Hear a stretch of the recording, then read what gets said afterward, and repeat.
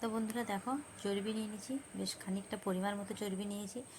চর্বিটাকে ভালো করে কেটে নিয়েছি, কেটে ধুয়ে পরিষ্কার করে রেখে দিয়েছি। নিয়েছি লঙ্কা বাটা, আদা বাটা, হলুদের গুঁড়ো।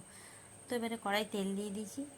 আমি আজকে বানাবো মাংসের ঘুগনি। তো মাংসের চর্বি দিয়ে যে ঘুগনিটা হয়, এটা তো সবাই জানো হয়, ভালোও হয় টেস্ট। তো আমি আজকে এটাই বানাচ্ছি। তোমরা কে কেমন বানাও তো জানিও।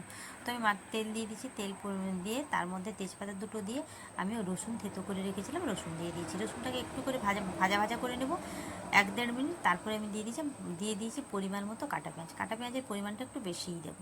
তো পেঁয়াজ ভাজা ভাজা হবে, তাই আমি একটু নুন দিয়ে দেবো, পেঁয়াজটাকে মুছতে দেবো।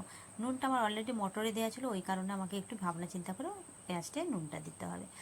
তো এবারে দিয়ে দিলাম পেঁয়াজটা ভাজা ভাজা, ভালো করে পেঁয়াজটা ভাজা হবে। তারপরে দিলাম আদা বাটা, লঙ্কা বাটা, হলুদের গুঁড়ো। তো হলুদও আমার মটর সেদ্ধ দেওয়া ছিল। আমি মটরের সেদ্ধর সময় হলুদ দিই না সাধারণত। তো আজকে আমি মটরটা সেদ্ধ করে রেখেছি, ওই জন্য হলুদ দিয়েছে। তা সত্ত্বেও এখানে সামান্য পরিমাণ হলুদটা দিলাম। হলুদটা তরকারির মধ্যে দিলে কালারটা আসে। আমি লঙ্কার গুঁড়ো ব্যবহার করি, তা সত্ত্বেও দেখো কালারটা কত সুন্দর এসছে। মশলাটা একবারে কষানো হয়ে গেছে। লঙ্কা বাটা দিয়ে আমি ঘুগনিটা রান্না করছি। লঙ্কা বাটা দিয়ে, তবে লঙ্কা বাটা দিয়ে ঘুগনিটা রান্না করবে, খেতে খুব সুন্দর লাগে। মানে ঘুগনি, শুকনো লঙ্কা, গুঁড়ো লঙ্কার থেকে এখানে লঙ্কা বাটা দিয়ে ঘুগনিটা আমার তো বেশ লাগে। তাই যাই হোক, এর মধ্যে চর্বি দিয়ে দিয়েছি।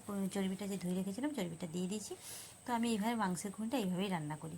চর্বিটা তোমরা যদি লাস্টে দিতে চাও তো লাস্টে দিতে পারো আলাদা করে। তো আমি কিন্তু এইভাবে রান্না করি। এবারে এলাচ দিয়ে দিয়েছি থেতো করে, এলাচ, গোটা লবঙ্গ আর দারচিনি একসঙ্গে থেতো করে দিয়ে দিয়েছি। মটরটা সেদ্ধ ছিল, মটরটাকেও দিয়ে দিলাম। তো ভালো করে কষতে থাকবো। মটরটা কষানো হয়ে যাবে একবারে শুকনো শুকনো করে। এরপরে আমি জল দেবো পরিমাণ মতো। তো পরিমাণ মতো জল দেবো। মটরটা একবারে মাখা মাখাও করবো না, একবারে ঝোলও করবো না, একটু গায়ে গায়ে করবো। তো বন্ধুরা, এটা ফুটতে থাকুক। আর তোমরা কে কোথা থেকে দেখছো প্লিজ জানিও, সঙ্গে থাকো। আর এইভাবে নতুন নতুন ভিডিও পেতে চ্যানেলটা সাবস্ক্রাইব করে নিও, ফলো করো ফেসবুক থেকে যদি দেখে থাকো। তো দেখো, আমার অলরেডি তরকারি হয়ে গেছে। 10 মিনিট পর ফিরে এসেছি।